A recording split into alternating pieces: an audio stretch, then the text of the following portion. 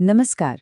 आज हम राजनीतिक सुर्खियों से थोड़ा हटकर सिस्टम को समझने की कोशिश करेंगे।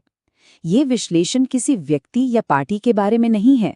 ये इस बारे में है कि डेटा का इस्तेमाल करके शासन को हर एक नागरिक के लिए बेहतर कैसे बनाया जा सकता है। चलिए तथ्यों के आधार पर समाधान की ओर बढ़ते हैं। ये एक बहुत गहरी बात है और यही हमारे आज के विश्लेषण का सार है।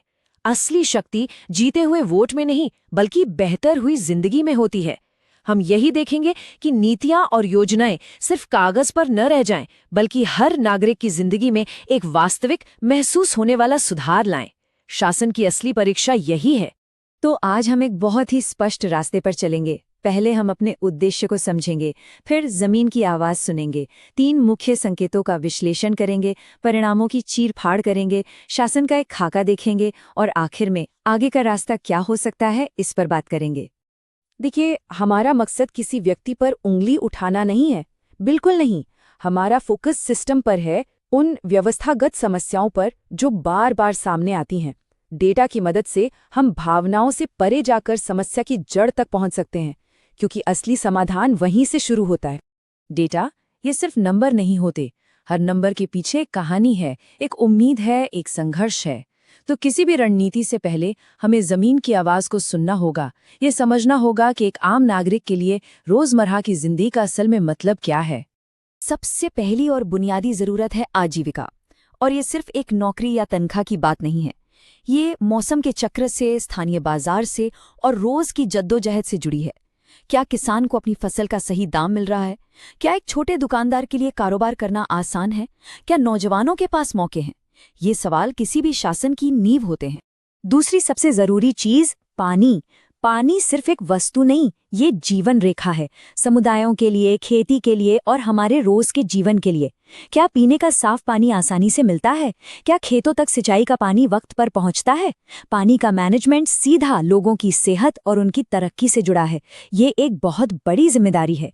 और तीसरी सबसे गहरी मानवीय जरूरत, वो है सम्मान, इज्जत। हर नागरिक ये चाहता है कि उसके साथ सम्मान से पेश आया जाए, खासकर जब वो किसी सरकारी दफ्तर जाता है। क्या थाने में, ब्लॉक ऑफिस में, किसी भी सरकारी दफ्तर में आम आदमी की बात सुनी जाती है? ये सम्मान ही भरोसे की पहली सीढ़ी है। और ये सम्मान का हक, ये कहीं बाहर से नहीं आया। ये हमारे संवैधानिक मूल्यों की बुनियाद है, जो हर व्यक्ति की गरिमा को सबसे ऊपर रखते हैं। लेकिन इसके साथ एक जिम्मेदारी भी आती है कि हमारी सार्वजनिक बातचीत तथ्यों पर आधारित हो, जिम्मेदार हो। जवाबदेही और जिम्मेदारी इसी सम्मान का हिस्सा है। तो अब जमीन की हकीकत को दिखाने वाले 3 सबसे जरूरी संकेतों को देखते हैं। हम एक तरीका अपनाएंगे जिसे कहते हैं बॉटम लाइन अप फ्रंट, मतलब सबसे जरूरी बात सबसे पहले। ये संकेत हमें बताएंगे कि सिस्टम असल में काम कैसा कर रहा है। पहला सिग्नल 1 नंबर है, 42%। यह एक बहुत महत्वपूर्ण मीट्रिक है, जिसे हम कह सकते हैं विश्वास का घाटा। यह संख्या हमें शासन और जनता के रिश्ते की गहराई के बारे में बहुत कुछ बताती है। ये आंकड़ा दिखाता है कि 42% नागरिक, यानी लगभग आधे, शासन की व्यवस्थाओं पर बहुत कम भरोसा करते हैं। अब सोचिए, जब भरोसा इतना कम हो तो अच्छी से अच्छी नीति को भी लागू करना कितना मुश्किल हो जाता है। ये घाटा सीधे सीधे शासन की ताकत को कम करता है। अब आते हैं दूसरे अहम सिग्नल पर। ये नंबर है 68%। ये आंकड़ा हमें कल्याणकारी योजनाओं की डिलीवरी में जो कमियां हैं उसके बारे में बताता है। ये दिखाता है कि वादों और जमीनी हकीकत के बीच कितना बड़ा अंतर है। इसका मतलब ये है कि सरकार जितनी योजनाएं घोषित करती हैं, उनमें से सिर्फ 68% ही असल में आखिरी इंसान तक पहुंच पाती हैं। यानी करीब करीब 1/3 लोग जिन्हें मदद की सबसे ज्यादा जरूरत है, वो छूट जाते हैं। यही डिलीवरी गैप जनता में निराशा का सबसे बड़ा कारण बनता है। और तीसरा सिग्नल, हर 5 में से सिर्फ 1। इसका मतलब है कि आम लोगों की 5 शिकायतों में से सिर्फ 1 का ही समाधान तय समय सीमा के अंदर हो पाता है।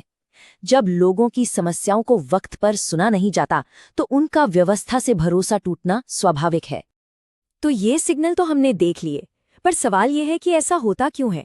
चलिए अब इन नतीजों का विश्लेषण करते हैं। यहाँ हमारा मकसद किसी पर दोष मढ़ना नहीं है, बल्कि ये समझना है कि सिस्टम फेल क्यों होता है, उसकी अंदरूनी बनावट क्या है। ये एक चेन की तरह काम करता है, एक डिस्कनेक्ट की चेन। शुरुआत होती है डिलीवरी पाइपलाइन में लीकेज से। यानी योजना का फायदा सही लोगों तक पहुंचता ही नहीं। इसके बाद कम्युनिकेशन टूट जाता है। सरकार कुछ कहती है, लोगों का अनुभव कुछ और होता है। धीरे धीरे भरोसा खत्म होने लगता है और अंत में यही भरोसे की कमी या तो गुस्से में बदल जाती है या फिर उदासीनता में। ये टेबल इस फर्क को साफ साफ दिखाती है। एक तरफ हैं सरकारी दावे और दूसरी तरफ है जमीनी हकीकत। नौकरियों के बारे में जो कहा जा रहा है और लोग जो अनुभव कर रहे हैं उसमें बहुत बड़ा फासला है। इंफ्रास्ट्रक्चर के दावों और उसकी असल क्वालिटी में फर्क है।